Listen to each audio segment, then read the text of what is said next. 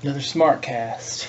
I got a lot of cover today, pay-per-view, the Raws, and everything, but I'm going to spend a little, not so much time on it because there's going to probably require some rants. I also got to answer 2 questions.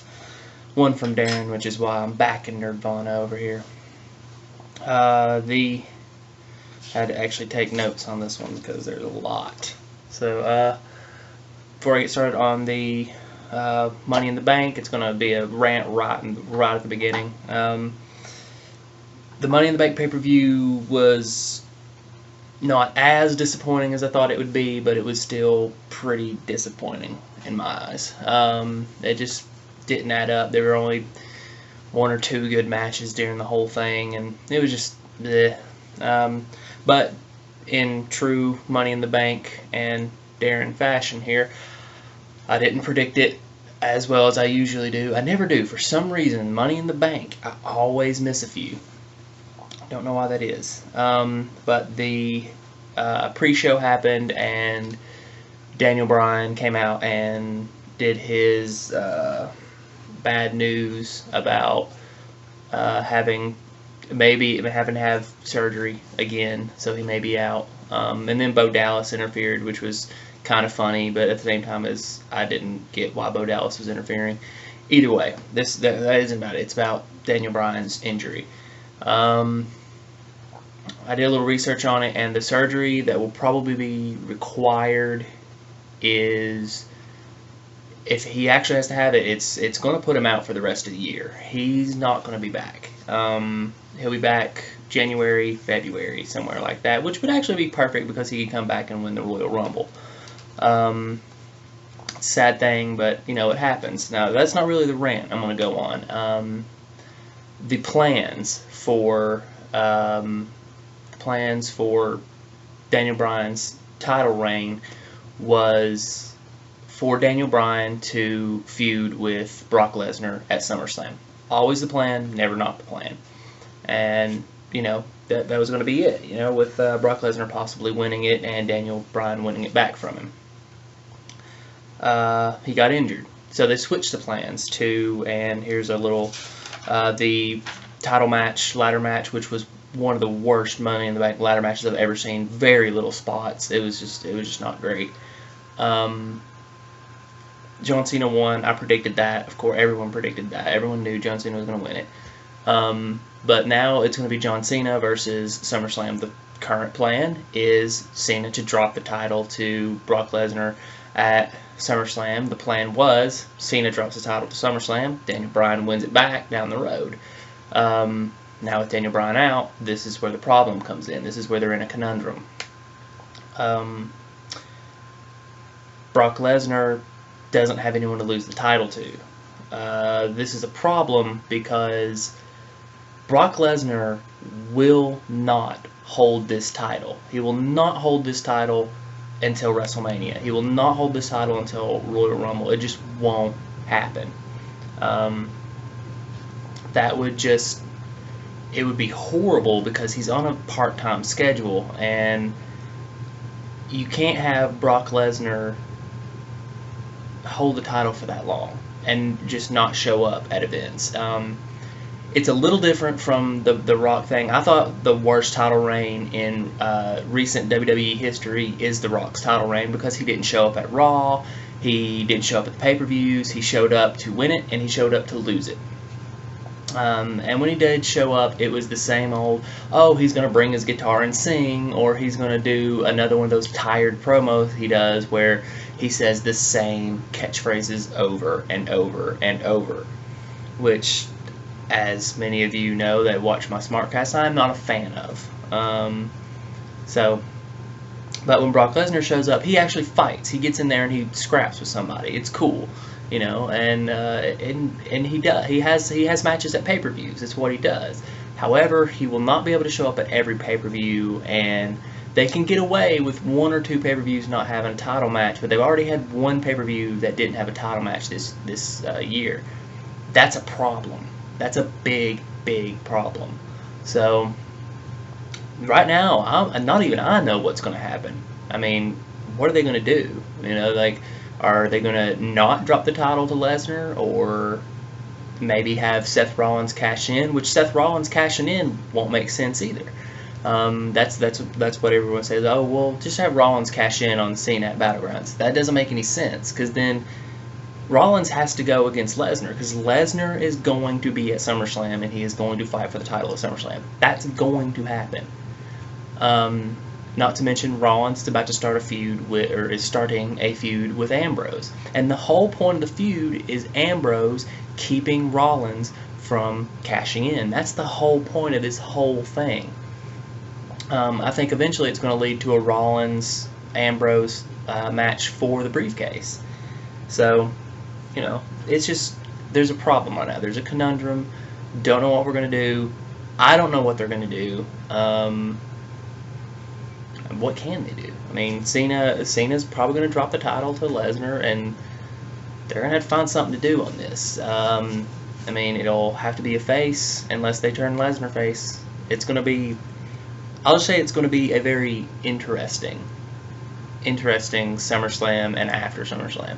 I don't know what they can do. End of rant. Let's start Money in the Bank now. Usos versus the Wyatts. This was tied with match of the night. I think the first ladder match was just as good, but Usos versus the Wyatts. I said the Usos, the Wyatts were going to win it, and the Usos won, which to me makes no sense. But to go on another rant here, because the Usos have beaten everybody. There's no one else for them to face. The one thing I have noticed is the Ascension from NXT has been watching the Usos. And this is not something I would do. Like, it looks like the Ascension's going to be called up to the main roster and then thrown directly into the title picture. And in Archer terms, is that how you want to destroy a career? Because that's how you destroy a career. It is. That's you don't automatically throw someone into a title picture like that. It doesn't work. It didn't work for Paige. It's not going to work for the Ascension. And the reason why is because only 40 to 50% of the people who watch Raw, who watch WWE, actually watch NXT. Not that many people watch NXT. And then the people who do watch NXT and see Ascension, they see them face nothing but jobbers. And because there is no tag team. There is no other tag team. The Ascension is literally the only tag team in NXT. And so they see them face jobbers. They don't see them face real competition. No one has seen the Ascension in real competition in a long time. And people can argue, oh no, they faced the Mexican team at the pay-per-view. No, that was Ricardo Rodriguez and someone else. I mean, and it wasn't that great of a match. So you can't just throw the Ascension in there. I mean, I think the Wyatts need to take the belts at Battleground and then throw the Usos in with the Ascension. You can build up a feud, have the Ascension win. That's it. That'll build the Ascension up. Don't throw them in the title picture right away. Give them time to build. Have some face team take away the Wyatts belt, or just have the Ascension come in as faces. Which also doesn't really make sense because their personas are kind of evil. But still, you can do something like that. Alright, so anyway, I was wrong on that one. I started off the night 0-1, which sucks. Paige versus Naomi, I said Paige was going to win it. Paige did win it. It was actually a decent match for what it was worth. I mean, it wasn't very long. It's 7 minutes. But they put on a good show. The only problem I had with it was Paige didn't really do a whole lot of offense, which is the way they've actually killed Paige. Like, Paige came in and basically Paige gets beat down for 5 minutes, and then the last 2 minutes she comes back and wins it. That's not the way you do a match. You have to have some back and forth. And of course, Cameron played the little brat, and that's going to lead to a Funkadactyls split, which I called. The next thing was Damien Sandow versus Adam Rose, which was a complete throwaway match that no one really cared about, which kind of sucks because I like Adam Rose and I like Damien Sandow. I actually love Damien Sandow.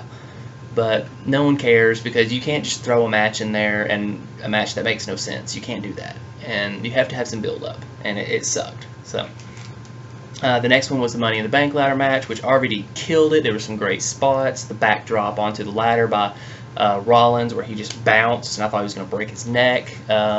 Great spot. The superplex from the top from Ambrose onto Rollins. Great spot. Killer match. Tied for best match of the night. 22 minutes long. Great. Rollins won it. I called for a Ziggler win. I called for a Ziggler win. He didn't win. Sad, but you know, the second pick was Rollins because it pretty much made sense. I said that if Rollins wins it, they're going to start a feud where Ambrose is going to come in and block him from cashing in Money in the Bank a bunch of times, and that's happening. So I was right on some parts. The next one was Goldust, and they really need a name. Goldust and Stardust really need a name. They can't go with the Dust Brothers because that's a band.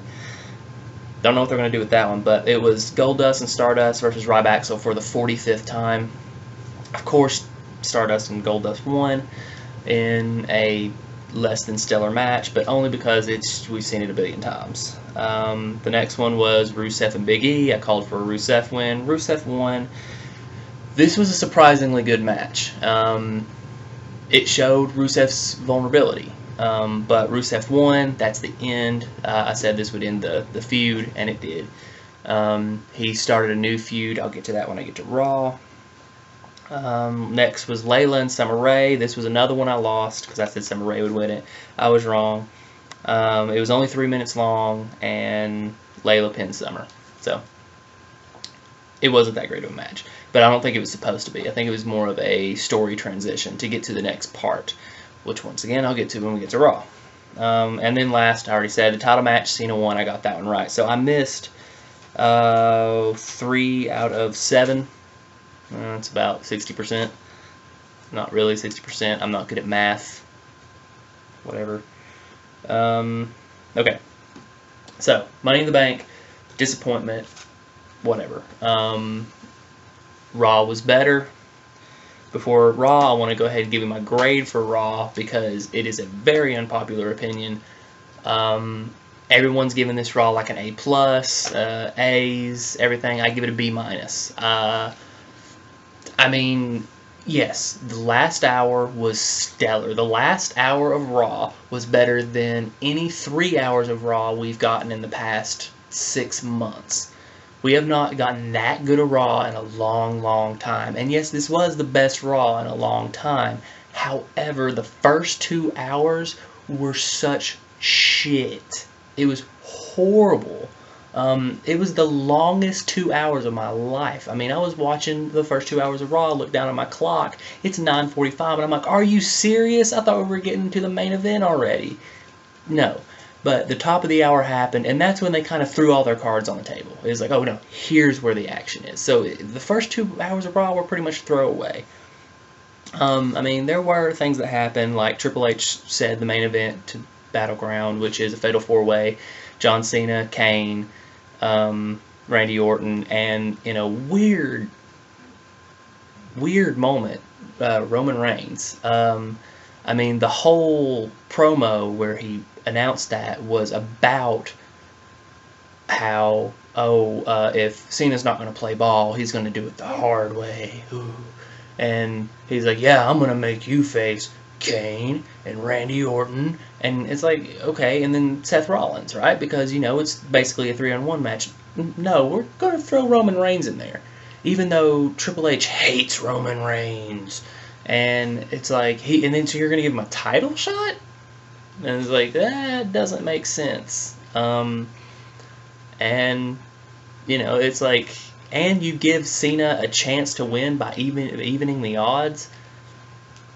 WWE logic, man. That's WWE logic. But again, with that promo, though, Triple H murdered that promo. Once again, that man shows why he is at the top of the company.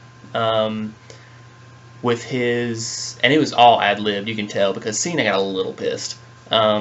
With his, yo, homie, just chill. That was awesome. That was great, because I was like, I said to my wife whenever that Cena started talking, I'm like, oh, looks like the Doctor of Thugonomics is back, because he did, man. He was just like, yeah, I'm the champion, yeah, the champion's here, crap, and that was getting on my nerves. And then Triple H brings it right back up to, you know, make fun of him. Awesome. Loved it. And of course, Cena, I like Cena, I'm actually a fan of Cena, but Cena pandering to the crowd, saying, oh no, when Daniel Bryan gets back, I'm going to give him a shot. That right there tells you that Cena will not have the belt when Daniel Bryan comes back. It's not going to happen. Yeah, so that happened. That was a decent promo. And then the next match was Rollins versus RVD, which was a great match. It just didn't make any sense. There was no point behind it. I guess it was showing that Rollins is a threat, but either way. Let's see, and then there was the Swagger and Rusev thing, which is what I was talking about with Rusev moving on. Weird face turn from Swagger coming out, and it's the real American versus the Russian now, which actually makes sense from a logic standpoint. It was good. It was a good segment. It was, but a lot of people are now cheering Swagger. And I just don't get that because I'm not a fan of Swagger. He's kind of boring. He's never evolved. He's been the same character, same moveset the entire time he's been in the ring, and it's just he's screwed up so many times. The DUI, the drugs, injuring people, and he never gets punished. And it almost seems like whenever he does screw up, he gets like rewarded, like the DUI. He got the DUI and instead of taking him out of the main event of WrestleMania, they left him in the main event of WrestleMania. They left him in the title picture. You know, they should have suspended him and stripped him. DUI is no joke. And then he injures Bad News Barrett, arguably one of the guys who was going to be a top guy soon. And they not only don't punish him, they give him a character change, a face turn, and put him in a new program, which is going to launch him a little bit. I think Rusev wins this feud in the end, but still, you know, it doesn't make any sense to me. And not to mention, Swagger had nothing to do with how great that segment was. That was all Zeb Coulter. It was his words that made that so great. And then, yeah, Swagger did a hip toss or two, but I don't know, man. I'm just not a big fan of Swagger. But either way, it was a cool segment. It was actually a really good moment too, because it's a good USA versus Russia thing. But you know, it's whatever. Next after that, speaking of Swagger and injuries, Swagger has nothing to do with it. I don't know why I said that. But speaking of injuries, Cesaro was injured last night on Raw. Hopefully he'll be alright. I've had the injury that he has right now before. It's a scratch right there on the white part of the eye, not the pupil right there. It's painful and horrible, and for some reason it makes you not be able to produce tears. But he's got a scratch right there, and if my injury was any indication, I got it playing hockey. He'll probably be back in a week or two. It's an eye patch thing. And you have to keep putting tears in your eyes because your eye dries out real well. But it's not a scratch on the cornea, so he'll probably be back in a week or two. A lot of people are freaking out, saying, oh no, now Cesaro's injured. I think he'll be back. I ain't worried about it. Before I get to the final hour, because I want to do the final hour in a whole long rant. There was breaking news today. The reason why Emma was not at Raw... this is so stupid. The reason why Emma was not at Raw, Emma, one of my favorite divas, she was caught stealing an iPhone. I don't know if it's an iPhone or an iPhone case from Walmart.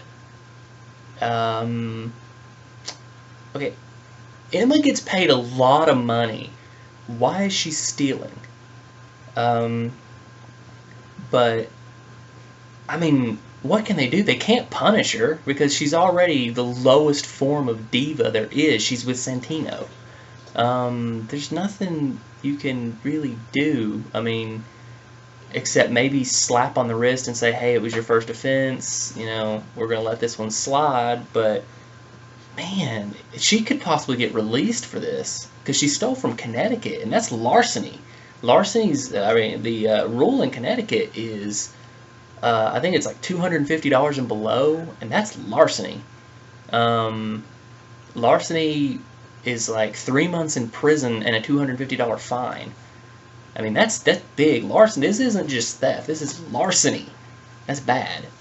She could be fired for this. I'm gonna hold out, and I hope she isn't fired, but she could be fired, especially considering how low she is on the totem pole right now.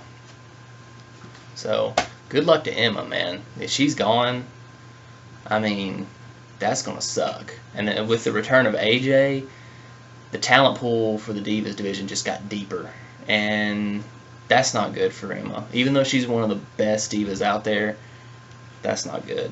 So we'll see. We'll see on that one. That's a developing story. The next one was the return of The Miz. Didn't care. No one cared. He came out, walked out to the ring, and everyone was just kind of like, okay, yay.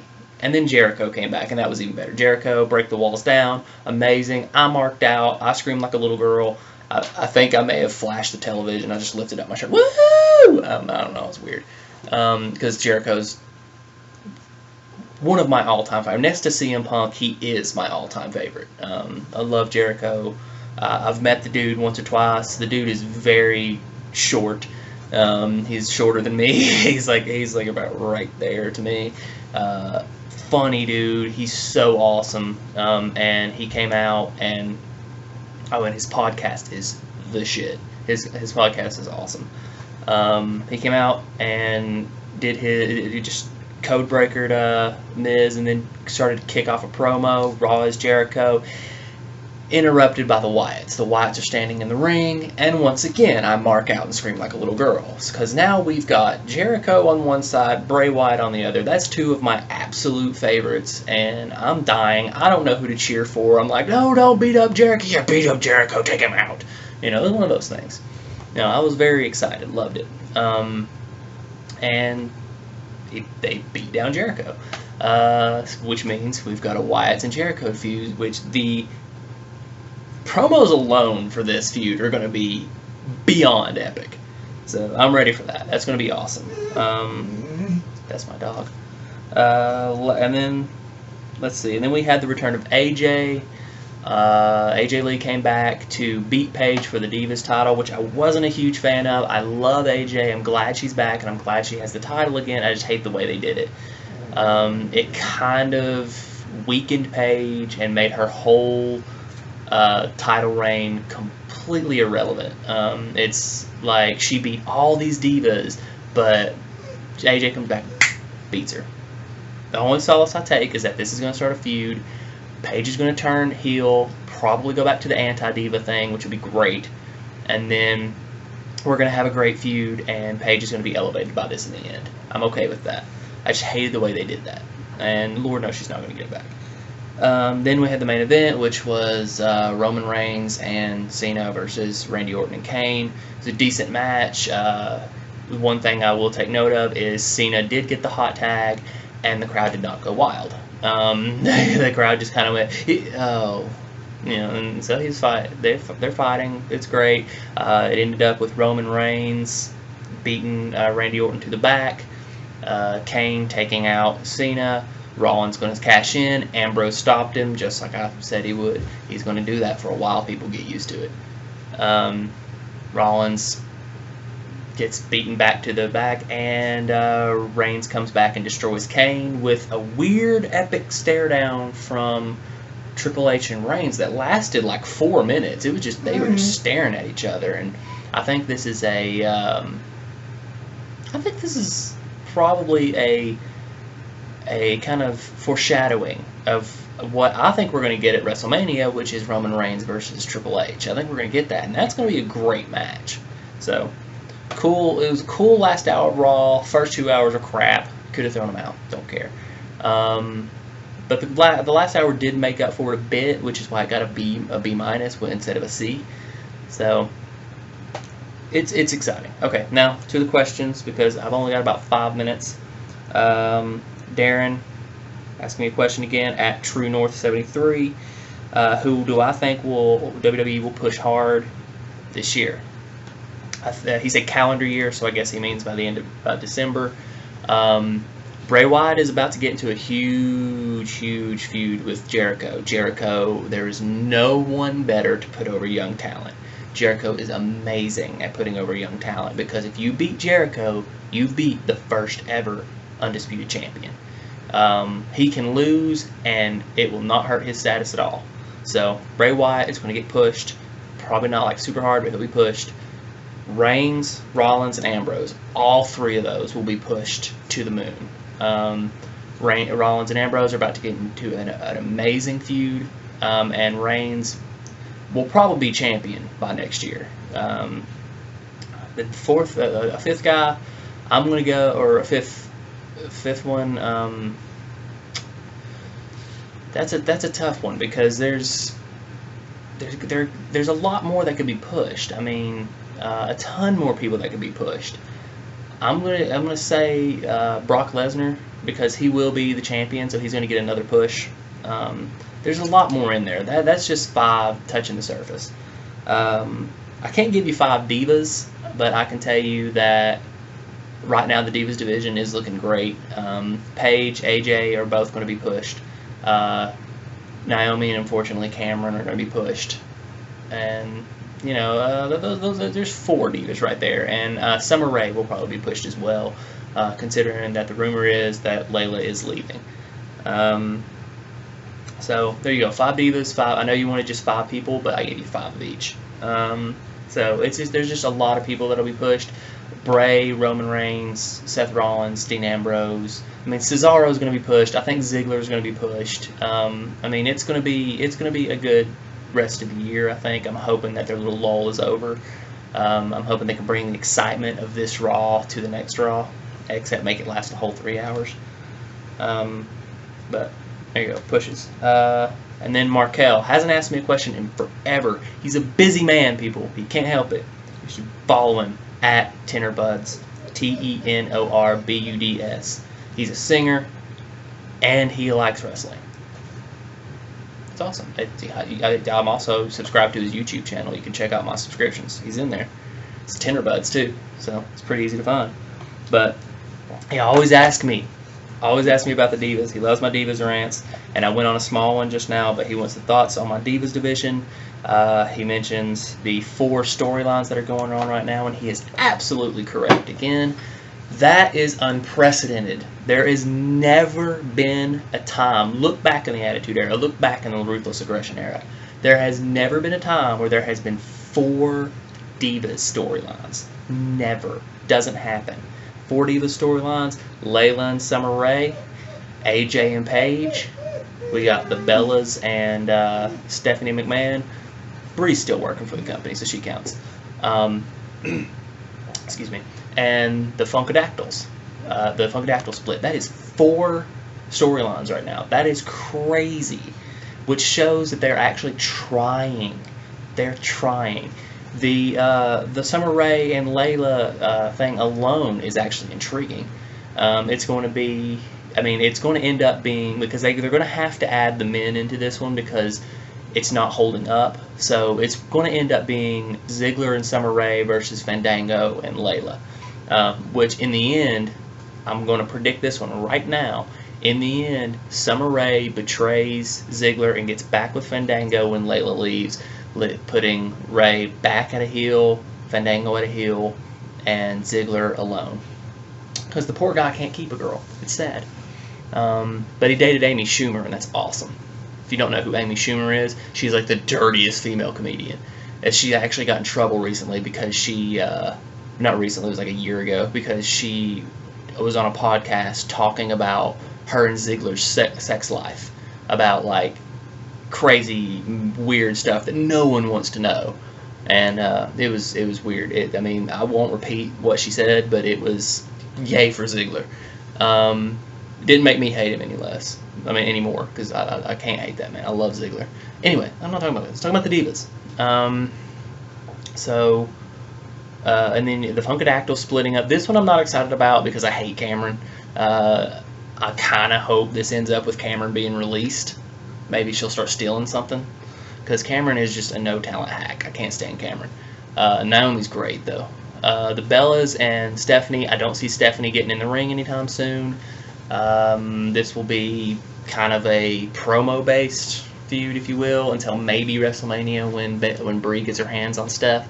I think this pretty much ends with Bella versus Bella. I'd be okay with that. With a Nikki turn, because she's with Cena, so why not have her get booed? And then, of course, AJ and Paige, which I've already touched on, saying that it's going to be great. There is one thing I wanted to say about that, and there is one thing that will completely overshadow this entire feud, AJ and Paige's feud, and that's going to be the CM Punk chants. Every time AJ comes out now, she's going to come out to a barrage of CM Punk chants. And that's sad, because as good as she is, she will never be known by the common wrestling fan as anything more than Mrs. CM Punk. Since they got married, that's what she's going to be. It's what she's going to deal with the rest of her life, and that sucks because she is a great, great talent. But if he comes back, I mean, that may change. However, I'm going to stand by my stance that dude's just not coming back. It's done. But it just sucks. My dog going crazy.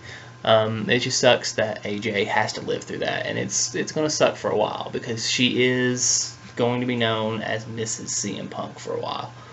I'm hoping that this Paige AJ feud will be good enough to make people forget that and let AJ stand on her own, because she can stand on her own. And I know AJ fans are going to hate on me for that and say that that's not true. No, watch. She will be hit with a barrage of CM Punk chants every time she comes out, because that's what she is known for. She is known for marrying CM Punk. It sucks, but it's true. Alright, I've gone over 30 minutes, so here's, I'll give you my Twitter at -Darren. I'm going to have it in the description. I'm going to stop spelling it. And SmarkCast@gmail.com if you want to send me some questions. That's cool. I prefer them on Twitter because I don't check my email a whole lot. But this has been SmarkCast. I am -Darren. Thanks for watching.